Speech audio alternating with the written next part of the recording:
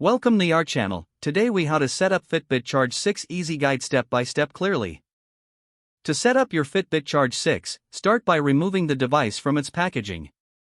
Next, charge your Fitbit Charge 6 using the included charging cable. Ensure the device is fully charged before proceeding.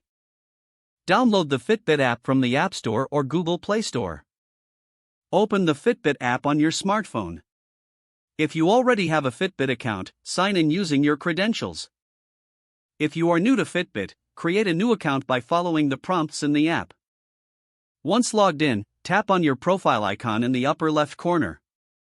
Select Set up a device from the menu options. Choose Charge 6 from the list of available devices. Follow the on-screen instructions to put your Fitbit Charge 6 into pairing mode. This usually involves pressing the side button on your device until you see the setup screen. When your Fitbit Charge 6 is in pairing mode, the app will search for your device. Once it finds your Charge 6, tap on it to initiate the pairing process.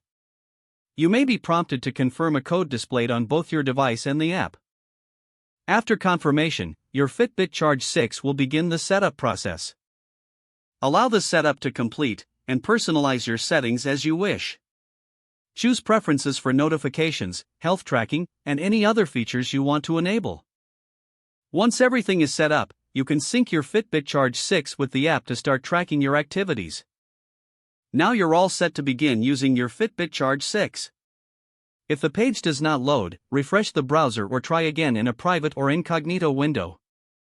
Make sure you are using the correct email address, then retype it carefully to avoid small typos.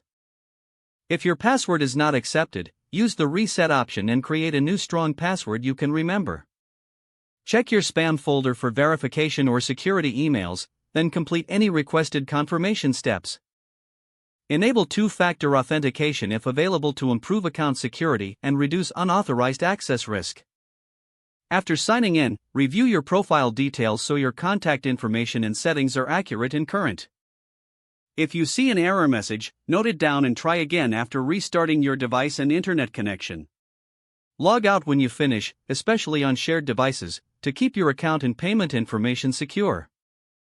Don't forget to like this video and subscribe to our channel for more step-by-step tech guides.